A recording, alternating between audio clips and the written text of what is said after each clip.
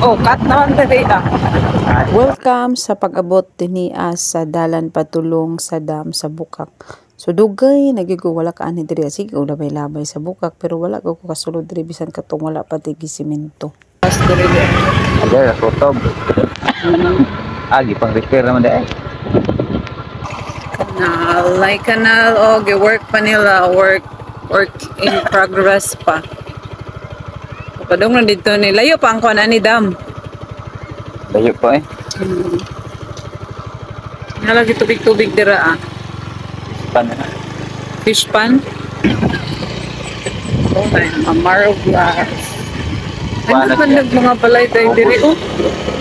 So mo to ni anhi lang gid midri kay para makita lang yun na mo o ma-explore na mong area kung saan mga kabog pagkabaguhan pero go pag yun siya daghan mga balay o bisan dili na atong balay ma-amaze ta kay mga gwapa nag mga balay mga nindot na malingaw ra pud atong mata no balag di na ato okay ra kayo na.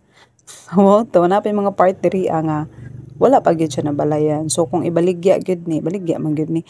Dali ra gyud ni mahalin pero makaingon gyud mga mahal gyud ang presyo ani kay siyempre sementado naman.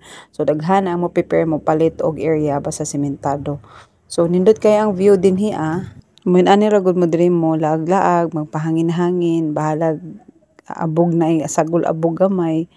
So at least ma-refresh ta diri sa mga hangin no. So speaking of hangin, abot na daw sa Mindanao ang kanlaon katong bulkan ba nga ni sa to na gibuga nga pwede makadaot sa to pero wala siguro kaya nakabot diri presko man ang hangin diri matudot sa mga area nga fresh para di na to malanghap. So mo na ni siya pagawas na gid ni dinhi sa dam. So purok uno man ni diri ang sakop ata dapit.